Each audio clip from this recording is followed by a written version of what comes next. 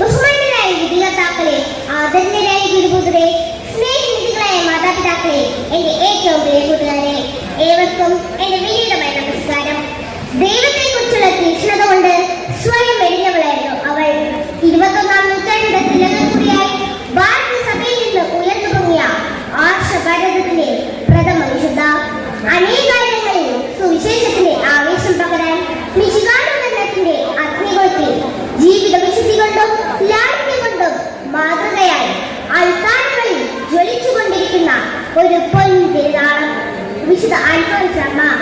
1910 August 19 കേരളത്തിലെ കുടമാളൂർ ഇടവകയിൽ അന്നക്കുട്ടി മുണ്ടത്തുപാട്ട് ഔസേപ്പിന്റെയും മറിയത്തിന്റെയും മകളായി ജനിച്ചു.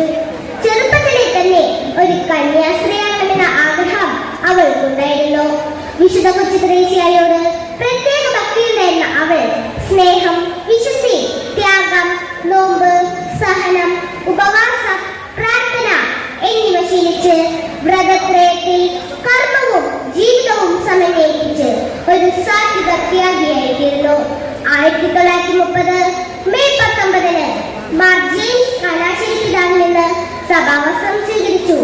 അൽഫോൻസയുടെ പരിധിയില്ലാത്ത സ്നേഹവും പരാതിയില്ലാത്ത സഹനവും അവളെ വിശുദ്ധിയുടെ സോപാനത്തിലേക്ക് ഉയർത്തി. സ്നേഹം സഹനമാണെന്നു ഞാൻ അറിയുന്നു, സ്നേഹം മരണമാണെന്നു ഞാൻ കാണുന്നു. അതെ, ഈ ഈരടികൾ അവളുടെ ജീവിതം തന്നെയാണ്.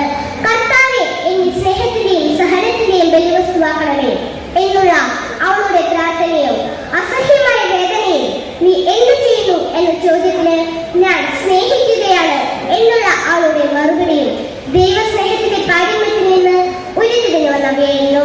തന്റെ സഹനങ്ങളെ കർത്താവിന്റെ സഹനങ്ങളോട് ചേർത്ത് വെച്ച ആ പാവനാത്മാവ് തന്റെ നിത്യ സമ്മാനത്തിനായി 1946 ജൂലൈ 28 ഈ ലോകത്തോട് വിട പറഞ്ഞു. 2008 ഒക്ടോബർ 12 പരിശുദ്ധ ബെനഡിക്ട് 16 മാർപ്പാപ്പ അൽഫോൻസയെ വിശുദ്ധയായി പ്രഖ്യാപിച്ചു.